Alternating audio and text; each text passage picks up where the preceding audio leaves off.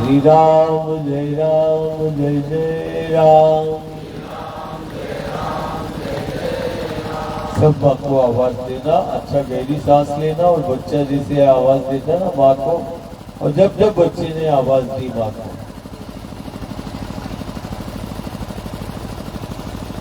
माँ देखती है। बच्चा जब भी माँ को पुकारता है और जब भी बच्चे के मुख से बोल निकलता है माँ, ऐसा कभी हुआ नहीं कि बच्चे ने बोला माँ और माँ ने देखा ना। पहला बोल भी है माँ, बच्चे के मुख से निकलता माँ, और वो देखता भी है माँ। तो सब माँ को आवाज देना, गहरी सांस लेना थोड़ी देर के लिए। जब भी सत्संग का क्षण मिले, पल मिले, इन क्षण और इन पलों को तुम्हें जीना है। न जाने किस पल में, किस क्षण में तुम्हारे भाग्य का उदय हो जाए। न जाने सत्संग के किस पल में जीवन को दिशा मिल जाए, और न जाने सत्संग के किस क्षण और किस पल में तुम्हारी विघ्न बाधा और संकटों का समाधान हो जाए। इसीलिए इन क्षण और इन पलों को जब भी तुम्हें मिले, तुम इन क्षण और इन पलों को जीना। इस क्षण और इस पल को जिसने जी लिया, वो सबसे बेटर उसने अपने जीवन को बना लिया है ना। सब बोलना, ऊपर खा ली। हाँ हाँ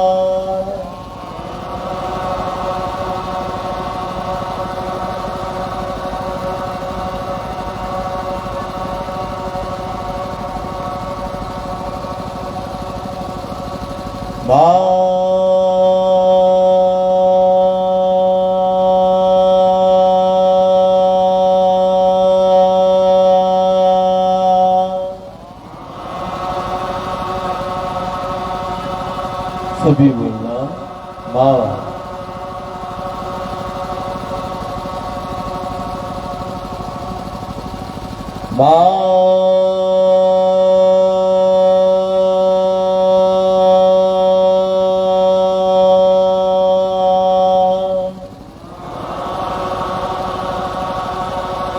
सब कुछ इसी में, जीव जगत ब्रह्मांड सब कुछ इसी में। खबर बोल रहे ना, एक देह के अंदर आत्मा है। आत्मा आखिरी में क्या आता है? क्या आता है? जोर से बोलो भाई। जैसे अपन बोले आत्मा, क्या आया? फिर इसके बाद परमात्मा, क्या आया? और जो आत्मा और परमात्मा का बोध करा दे, इसको दुनिया ने क्या बोला? महात्मा।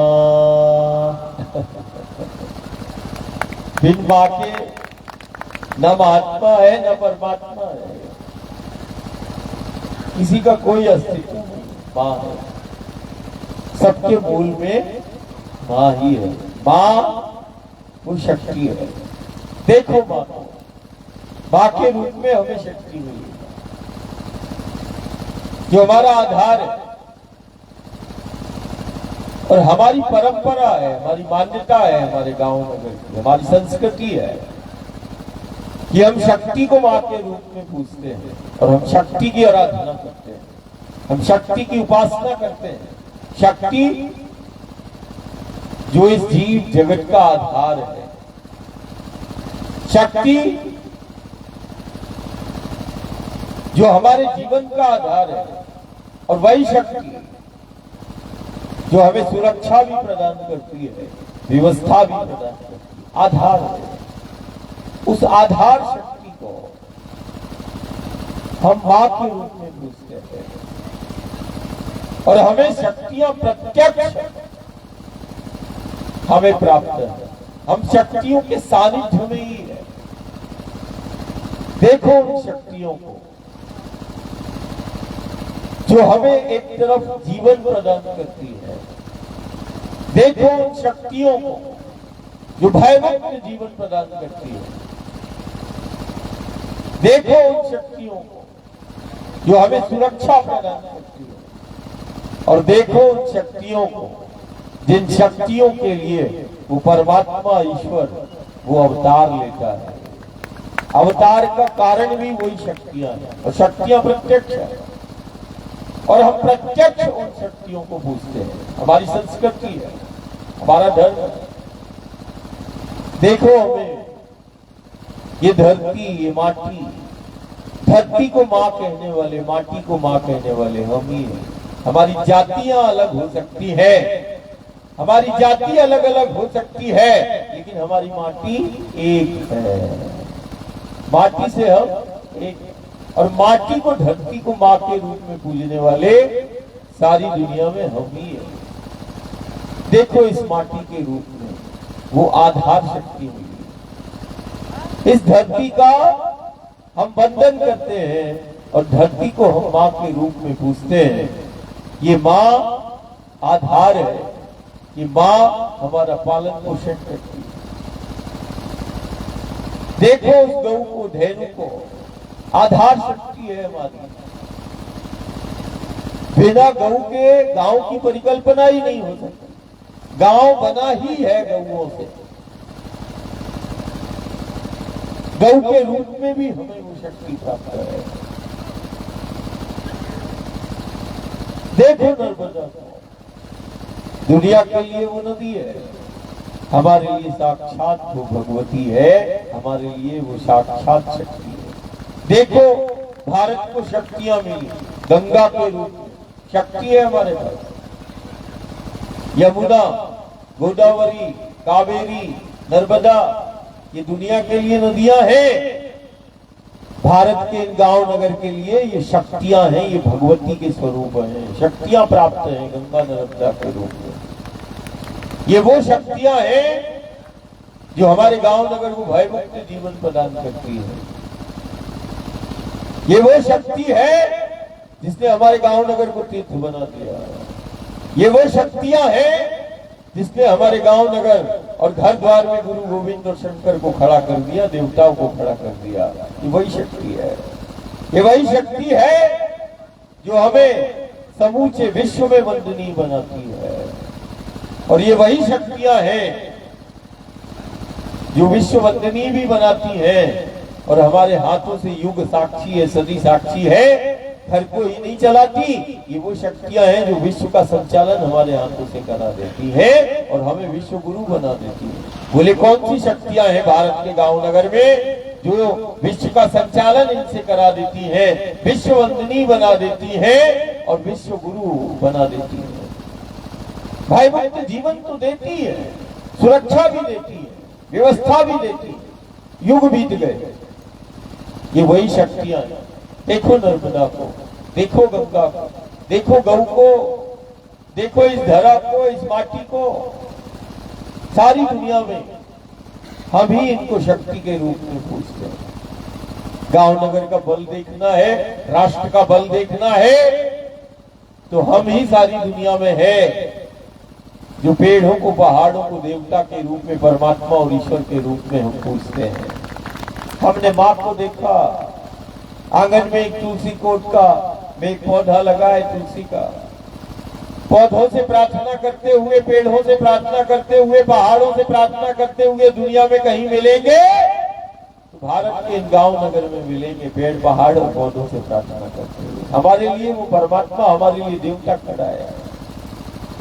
बल यदि देखना है, और जब जब गुरु गोविंद आया, परमात्मा ईश्वर आता है, वो इन वृक्षों को, पेड़ों को, पहाड़ों को अपना स्वरूप बताता है। देखो हम कामदगिरी को पूछते हैं, गोवर्धन को पूछते हैं, मानधाता को पूछते हैं, अमरकंटक को पूछते हैं, विंध्याचल को पूछते हैं। ये राष्ट्र का बल है, सामर्थ्य यदि देखना है तो देखो विंध्याचल को, देखो सतपुड़ा है, देखो हिमालय है, देखो गुजरात राजस्थान की वो अरावली की पर्वतमालाएं, हमारे पास वो अरावली की पर्वतमालाएं हैं, वो विंध्याचल है। दुनिया के लिए ये पहाड़ है, हिमालय हमारे लिए शक्ति के स्वरूप है। इन पेड़ पहाड़ों में, जिनको दुनिया ये पेड़ पहाड़ समझती है, इन पेड़ पहाड़ों ने उन शक्ति को धारण किया है जिन शक्तियों को देवताओं की सामर्थ्य नहीं धारण करने की, वो हिमालय, विंध्याचल, सतपुड़ा ने और अरावली की पर्वतमालाओं ने धारण कर लिया है। अरे गंगा को धारण करने वाला वो हिमालय कैसा होगा, और विंध्याचल और सतपुड़ा वो कैसा होगा जिसने मां नर्मदा को धारण कर लिया, वो कैसा होगा। देखो शक्तिपीठ बने इन पहाड़ों। हम वन को भी पूछते और वन देवी को भी पूछते हैं। देखो हमारी संस्कृति, देखो हमारी परंपराएं, देखो हमारी मान्यताएं। हम तो सिर्फ गांव की यही, और देखो जो हमें तीर्थ क्षेत्र में हमारे गांव नगर है, नर्मदा, असाधारण शक्ति मिली नर्मदा के रूप में, जिस शक्ति के विषय में सारी दुनिया में विख्यात है। एक ऐसी भगवती, एक ऐसी शक्ति का प्राकट्य हुआ जिसके दर्शन की महिमा है, जिसके क्या है, दर्शन की महिमा है, जिसका दर्शन मात्र जीव का कल्याण कर देता है, जिसका दर्शन यदि कोई कर ले तो भय मुक्त हो जाता है, जीव को भय मुक्त करता है जिसका दर्शन, और जिसका दर्शन जीव का कल्याण करता है। बारंबार यदि कोई नर्मदा का दर्शन करेगा, भगवती का दर्शन करेगा, जिसका दर्शन जीवन में परिवर्तन लाता है और जिसका दर्शन जीवन में बदलाव लाता है, वो आद्य शक्ति भगवती हमें मां नर्मदा के रूप में मिली है। असाधारण, जितना उसके दर्शन की महिमा है, उतना ही उसके पथ पे चलने की महिमा है। देखो साधु को, संत को, ध्यानी को, ज्ञानी को, सदियां बीत गई, युग बीत गए, देखो गुरु और गोविंद भी इसी पथ का पथिक बनता है। ये वही पथ है जहां चलना साधना कहलाती है। कोई दुनिया में ऐसा पथ नहीं जहां तुम चलो और साधना मानी जाए, लेकिन दुनिया में एक ऐसा पथ है नर्मदा का कि दर्शन की महिमा तो है ही इस भगवती का, लेकिन इसके पथ पे चलने की महिमा है। बड़े उमंग उत्साह के साथ साधु हो, संत हो, ध्यानी हो, ज्ञानी हो, नर्मदा मैया के पथ के पथिक बनते हैं और बड़े उमंग उत्साह के साथ मैया की परिक्रमा करते हैं। ये परिक्रमा वो साधना है, चलना जहां साधना कहलाती है। जाने अनजाने में भी कोई बैठ जाए तो जहां बैठना आराधना और उपासना हो जाती है, ये वही नर्मदा के तीर्थ क्षेत्र है, ये वही नर्मदा के पथ है। असाधारण, जहां चलना साधना कहलाती है। और एक ऐसी साधना जो सिर्फ जीव का ही कल्याण नहीं करती, घर परिवार का कोई एक सदस्य नर्मदा मैया के पथ पे चलता है, परिक्रमा करता है, ये साधना सिर्फ उसका ही कल्याण नहीं करती, ये साधना कुल का उद्धार कर देती है। कुल का एक चलेगा, परिवार का एक चलेगा, पूरे कुल का उद्धार कर देती है। हम रोज कहते हैं, दुनिया का सबसे असाधारण पथ है। हम रोज गांव घर परिवार से हम रोज बोलते हैं, सबसे बेहतर जीवन को जीना है, जीवन को जानना है, देवत्व को प्रकट करना है, चलो नर्मदा के पथ। व्यक्तित्व का निर्माण करना है, चल नर्मदा के पथ। परमात्मा और ईश्वर से मिलना है, चलो नर्मदा के पथ। जहां चलने से परमात्मा ईश्वर मिल जाते हैं, वो नर्मदा का पथ कहलाता है। युग साक्षी है, सदी साक्षी है। जहां चलने मात्र से, जाने अनजाने में भी कोई नर्मदा मैया के पथ का पथिक बन जाए, तो उसको परमात्मा और ईश्वर उसको मिल जाता है। जाने अनजाने में ही सही, लेकिन नर्मदा के पथ का कोई पथिक बन जाए तो उसको देवता मिल जाते हैं। इस पथ पे चलने से वो रिद्धि और सिद्धि का स्वामी बन जाता है। चलने से सिद्धियां प्राप्त हो जाती है, चलने से जीवन को दिशा मिल जाती है, चलने से देवत्व प्रकट हो जाता है, चलने से उसके जीवन में परिवर्तन आता है। जहाँ चलने से देव पितर पूर्वज संतुष्ट हो जाते हैं, और जहाँ चलने से जीवन को दिशा मिलती है, और जहाँ चलने से परमात्मा और ईश्वर का मिलन हो जाता है, ये वो नर्मदा का पथ है। देखो लाखों भक्त प्रेमी चलते हैं, असाधारण। और ये साधना समाज को एक भी करती है।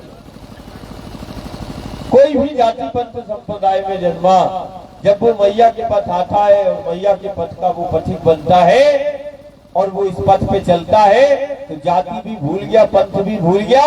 सिर्फ एक, जैसे हम परिक्रमा करते हुए आज गांव में, इस तीर्थ क्षेत्र में परिक्रमावासी आए, तो गांव और परिवार को क्या लगा, हमारे गांव में परिक्रमावासी। कोई किसी से जात पूछी तुमने, किसी का पंथ पूछा, किसी का प्रांत पूछा, कुछ नहीं। अरे हमारे गांव में परिक्रमावासी आए। और परिक्रमावासी के मन में भी क्या कि नर्मदा मैया के तट पर जो गांव है, जो नगर है, वो उनके लिए तीर्थ है। हम तो अपने तीर्थ में आए हैं, उनके लिए धाम है। तुम्हारे लिए गांव है, ग्राम है, उनके लिए गुरु गोविंद और शंकर का धाम है। देखो जाति पाति का भेद भी मिटा देती है। ये साधना है जो समाज को एक कर देती है। आज सारी दुनिया हमारी ओर देखती, हमारे जीवन को देखती है। हम तो सिर्फ इतना ही बोले कि इन शक्तियों की निकटता में अपने जीवन को जीना, इन शक्तियों की निकटता में अपने जीवन को हमें जीना है। और सबसे बेहतर हमें अपने घर और गांव को बनाना है। यही शक्तियां हैं जो हमें बेहतर जीवन प्रदान करती हैं, और यही शक्तियां हैं जो आत्मा और परमात्मा का बोध भी करा देती हैं, और आत्मा और परमात्मा का साक्षात्कार भी कराती हैं, और परमात्मा ईश्वर से मिलन भी करा देती है। आज इन शक्तियों की निकटता में हम अपने सबसे बेहतर जीवन को जीने की परिकल्पना एक एक घर परिवार को विचार करना होगा, चिंतन करना होगा। वो अपनी माटी से जुड़े, वो अपनी नर्मदा से जुड़े, वो अपने पेड़ पहाड़ों से जुड़े। आज देखो एक निष्काम प्रेम और निष्काम सेवा, जहां पर पत्थर तपते थे, आज हमने वहां देखा हरियाली देख ली। ये हरियाली आने वाले समय के लिए गांव की खुशहाली का सबसे बड़ा आधार बनेगा, सबसे बड़ा आधार बनेगा। जहां हम वृक्षों को नहीं देखते थे, जहां पत्थरों को हमने देखा, आज वो गांव और भक्त परिवार का निष्काम प्रेम और सेवा, आज उन पत्थरों में, कहते ना, वो पत्थरों में फूल खिल गए, उन पत्थरों में पेड़ों को नहीं, देवता को तुमने प्रकट कर लिया। ये असाधारण स्थान है। ये असाधारण स्थान नर्मदा के 21 कोस में, दक्षिण और उत्तर तट पे जितने भी गांव नगर है, ये नर्मदा मैया के असाधारण तीर्थ क्षेत्र है। उसमें से एक झुम्बर थाली का ये नंदी आश्रम, आने वाले समय में हम सिर्फ यही कि अपनी माटी से प्रेम करना है, अपनी संस्कृति से जुड़ो, माटी से जुड़ो। जो माटी से जुड़ा है, निश्चित मान के चलना, उसको गुरु और गोविंद को खोजने की आवश्यकता नहीं। गुरु गोविंद उसको खुद ही पकड़ लेगा। जो माटी से जुड़ा है, गोविंद उससे जुड़ जाएगा, गुरु उससे जुड़ जाएगा। माटी की सेवा कर लो, गौ की सेवा कर लो। अपने गांव को अयोध्या, मथुरा और काशी, ये वही गांव है जो अयोध्या, मथुरा और काशी वाला जहां आता है, जहां भ्रमण करता है। तुम्हें मथुरा काशी नहीं, मेरा गांव, मेरा काशी, मेरा गांव, मेरी मथुरा, मेरा गांव, मेरी अयोध्या, सब यही मिलेगा। हमें सिर्फ इस माटी से जुड़ना है, हमें सिर्फ उन शक्तियों से जुड़ना है जिसकी हम आराधना और साधना करते हैं। हम सिर्फ यही आज की ये जिस परिक्षेत्र में बैठे हैं भक्त प्रेमी, उसको वृंदावन जैसे हमें बनाना है। कैसे बनाना है? वृंदावन को प्रकट करना है। यही नर्मदा का तीर्थ क्षेत्र है। जब गुरु कृपा होती है तो इसी नर्मदा के तट पर शिष्य ने वृंदावन को प्रकट कर लिया और वृंदावन वाले से भी मिल लिया। असाधारण है। आने वाले समय में ये सेवा का सबसे बड़ा केंद्र होगा। और आने वाले समय में देखो धीरे धीरे दुनिया हमारे गांव में आती है। निश्चित मान के चलना, सिर्फ हमें सेवा से जुड़ना है। सेवा को ही साधना समझ लो, सेवा को ही धर्म समझ लो। बढ़िया नाम स्मरण करते रहना, बाकी सेवा से जुड़े रहना। द्वार पर यदि साधु आए, संत आए, परिक्रमा वासी आए, अतिथि का मान जिस द्वार पर हो जाता है, देवता और देवताओं से लेके वो महादेव भी वो प्रसन्न हो जाते हैं। अतिथि का मान करना, न जाने परिक्रमा वासी के रूप में किस भेष में कौन आ जाए। जिस द्वार पर अतिथि का मान होता है उस द्वार पर गुरु गोविंद खुद प्रकट हो जाता है। अतिथि का मान बस करते रहना, पार्टी से जुड़े रहना, गौ की सेवा करते रहना, नर्मदा का चिंतन के साथ माँ के इस पथ और तीर्थ क्षेत्र को हरा भरा करने में अपना योगदान सुनिश्चित करते रहना। अब वो दिन दूर नहीं जब यही देखो, कल हम जब यहाँ से निकलते थे तो कैसा महसूस करते थे। देखो 2-4 सालों में देखो वो नजर में धीरे धीरे आने लगा। ये निष्काम प्रेम है, ये निष्काम सेवा है। आने वाले समय में और परिवर्तन आएगा और दैविक शक्तियां निश्चित रूप से वो हर एक भक्त प्रेमी की सहायक होंगी जो निष्काम प्रेम और सेवा से अपने गांव और नगर के तीर्थों में योगदान सुनिश्चित करेगा। दैविक शक्तियां, गुरु गोविंद सब तुम्हारे साथ हो जाएंगे। दादा भी साथ है, बाबा भी साथ है ना। इसको बहुत अच्छा बनाना। आने वाले समय में परिक्रमा के बाद हम अलग से हम यहाँ आएंगे और हम निश्चित ये आने वाले समय में नर्मदा मैया के परिक्रमा पथ पर आने वाला ये जहाँ पर आज हम बैठे, इसको और गांव के साथ, परिवार के साथ मिलकर इसको हम सबसे अच्छा सेवा का केंद्र बनाएंगे। ये हमारा वचन है। यहाँ पर आज 50 परिक्रमावासी या 200, कल 500 आएंगे, कल 1000 आएंगे। निश्चित मान के चलना ये वो स्थान बनेगा जहाँ 1000 भी आएंगे तो बड़े उमंग उत्साह के साथ रहेंगे और माई का गुणगान भी करेंगे, हरि का कीर्तन भी करेंगे, राम का नाम भी लेंगे और बढ़िया आनंद के साथ अपनी साधना भी करेंगे। निश्चित होगा। बस हमें अपनी माटी से और माँ की सेवा से जुड़े रहना है। आज का सबसे बड़ा मान हो जाएगा। जहाँ जाइए पूरा खाली है, हम धीरे धीरे उन देव वृक्षों को और लगाएं और इस धरती के आंचल को हम हरा भरा कर दे।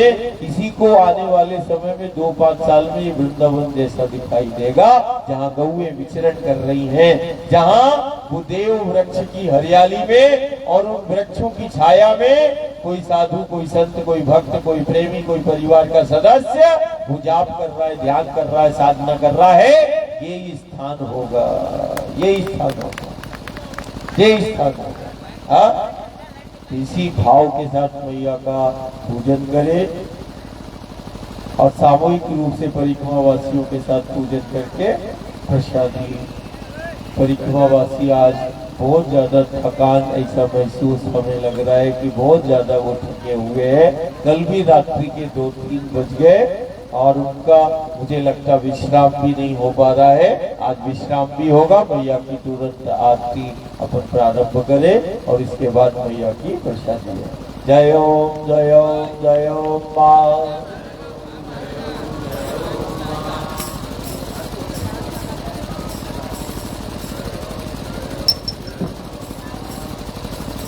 सभी तैयार हो जाए, एक साथ पूजन करना। ओम नारायणाय नमः, ओम माधवाय नमः, ओम केशवाय नमः, ओम श्री केशाय गोविंदाय नमो नमः, ओम श्री हस्त्रोत्खलं श्री केशाय नमः, ओम अपवित्रः पवित्रो वा सर्वावस्थं गतोऽपि वा या स्मेत्र पुण्डेकाक्षं सा वायुरन्द्रः शुचे पुण्डेकाक्षं पुनातो पुण्डेकाक्षं पुनातो आश्रम शुद्धे मा श्रीमा भगवती देव्यै नमः। नमो मृगदाय श्रीते सावित्रित्रं पुरों स्वस्तेन इन्द्रो वृत्तिशिवः पूर्णा विश्ववेदाः स्वस्तेन राक्षो अरिष्टनेमिः स्वस्तेनो वीरस्पतिर्धातुः। ओम स्वस्ते तिलकधारं वन्दते कृतं दीपपूजनम्। ओम सभी अपने दीपक प्रज्वलित करेंगे। ओम शुभं करोतु कल्याणं आरोग्यं संपदा शत्रुबुद्धि विनाशाय पूजा देव नमस्तुते। ओम दीपस्य देवताभ्यो नमः। अथ श्री पूजयामि जलगंधादि पुष्पाणि समर्पयामि। दीपक का पूजन करें। सर्वोपरि उपचारं जलगंधादि पुष्पाणि समर्पयामि। ओम